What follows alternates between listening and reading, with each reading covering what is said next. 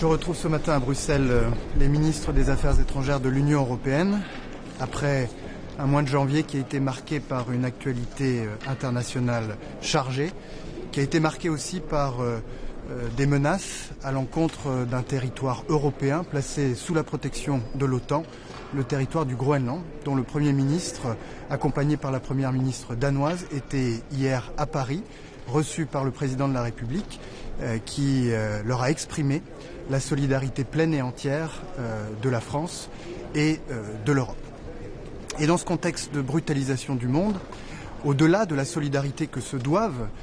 les pays européens au terme des traités européens, mais aussi de leur appartenance à l'OTAN, il me paraît essentiel que la Commission puisse affirmer avec beaucoup de calme, mais aussi avec beaucoup de fermeté, que lorsque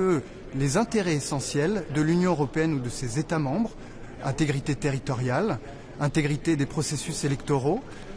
autonomie de décision, lorsque ces intérêts essentiels seront atteints, eh bien qu'elle mobilisera tous les instruments, tous les moyens dont il dispose, et certains sont très puissants, pour faire échec à de telles atteintes. Ça n'est en aucun cas escalatoire, c'est une manière, dans la clarté, dans la fermeté et dans l'unité, de dissuader toute nouvelle menace sur ses intérêts essentiels. Avec les ministres des Affaires étrangères, nous aborderons évidemment la situation en Ukraine, où la Russie de Vladimir Poutine continue de pilonner les infrastructures énergétiques alors que l'hiver est particulièrement rigoureux cette année, avec, semble-t-il, la volonté de provoquer une véritable crise humanitaire. Et c'est dans ce contexte que vendredi dernier, à Paris, sous présidence française, le G7 s'est réuni avec les autorités ukrainiennes pour annoncer des mesures en soutien à la crise énergétique que traverse l'Ukraine aujourd'hui, le président Zelensky ayant annoncé l'état d'urgence énergétique. Ces frappes répétées sur les infrastructures civiles et énergétiques témoignent du fait que Vladimir Poutine n'est toujours pas disposé à entrer de bonne foi dans une négociation conduisant à un cessez-le-feu, à une paix durable. C'est la raison pour laquelle nous poursuivons notre travail pour que le 20e paquet de sanctions à l'encontre de la Russie soit aussi puissant que le 18e et le 19e, avec des mesures particulièrement fortes et en particulier l'interdiction de tout service maritime continuant pour empêcher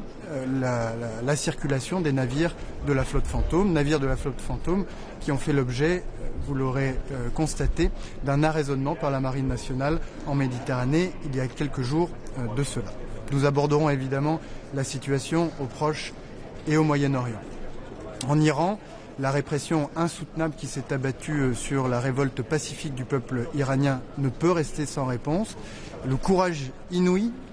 des Iraniennes, des Iraniens qui ont été la cible de ces violences ne peut rester vain. C'est la raison pour laquelle nous prendrons aujourd'hui des sanctions européennes à l'encontre des responsables de cette répression. Membres du gouvernement, procureurs, chefs d'unité de police, membres du corps des gardiens de la Révolution, responsables du blocage d'Internet, plus de 20 individus et entités verront leurs actifs gelés et se verront interdits l'accès au territoire européen. Il faudra sans doute aller plus loin et c'est la raison pour laquelle la France a annoncé hier qu'elle soutiendra l'inscription du corps des gardiens de la Révolution sur la liste des organisations terroristes de l'Union européenne. Parce qu'il ne peut y avoir aucune impunité pour les crimes commis. Et cette décision, ou cette position de la France, est aussi un appel aux autorités iraniennes à libérer les prisonniers qui, par dizaines de milliers, ont été jetés dans les prisons du régime, à mettre fin aux exécutions qui poursuivent la répression qui fut la plus violente de l'histoire contemporaine de l'Iran, à rétablir l'accès aux communications et à Internet et à rendre au peuple iranien la capacité à décider pour lui-même et par lui-même de son propre avenir. Personne d'autre ne peut le faire à sa place. Notre priorité dans ce contexte, avec le risque toujours présent d'une escalade régionale, c'est la sécurité de nos ressortissants, de nos emprises, et aussi des 2 otages français qui sont en sécurité à l'ambassade de France, mais dont nous exigeons la libération définitive et immédiate. Nous évoquerons la situation en Syrie, où les efforts de médiation déployés par la France, avec l'implication personnelle du président de la République, ont permis d'éviter un bain de sang, d'aboutir à un cessez-le-feu, d'engager les autorités de Damas avec nos partenaires kurdes dans une négociation qui doit aboutir. Nous veillons à ce que, dans le cadre de cette négociation, les droits des Kurdes de Syrie puissent être pleinement respectés et que le risque d'une résurgence de Daesh soit absolument maîtrisé. Il ne peut y avoir aucun espace pour aucune forme de résurgence du terrorisme en Syrie. Nous aborderons évidemment les crises humanitaires tragiques qui déchirent le Soudan et la région des Grands Lacs. Et puis, je me réjouis de constater que le régime de sanctions contre la criminalité organisée et le narcotrafic que j'ai initié il y a quelques mois poursuit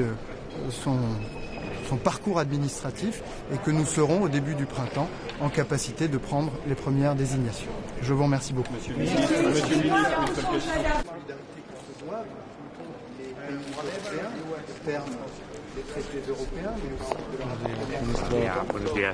Buenos días. Este Consejo de Asuntos Exteriores se celebra en un momento que es crucial para que se afirme una voz soberana, una voz fuerte y una voz de independencia de Europa. Hoy más que nunca se tiene que afirmar nuestra defensa de los valores más básicos de la construcción europea que tienen un reflejo muy claro en la esfera internacional. El derecho internacional, los principios de la Carta de Naciones Unidas y, sobre todo, el rechazo del uso de la fuerza o de la amenaza del uso de la fuerza como un instrumento de política exterior. Por eso esta reunión, que va a comenzar con una larga reflexión estratégica sobre el posicionamiento de la Unión Europea,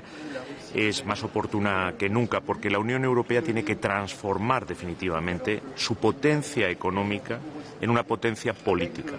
Tiene que sentarse en la mesa de las grandes potencias no como una potencia agresiva más, no como una potencia que utilice su fuerza para la coerción de los otros, sino precisamente para establecer un mundo con mayor moderación, con mayor equilibrio, que le hable a todos. Y por eso los acuerdos comerciales que se han alcanzado con India y con Mercosur son una extraordinaria noticia y, sobre todo, como ha venido sosteniendo España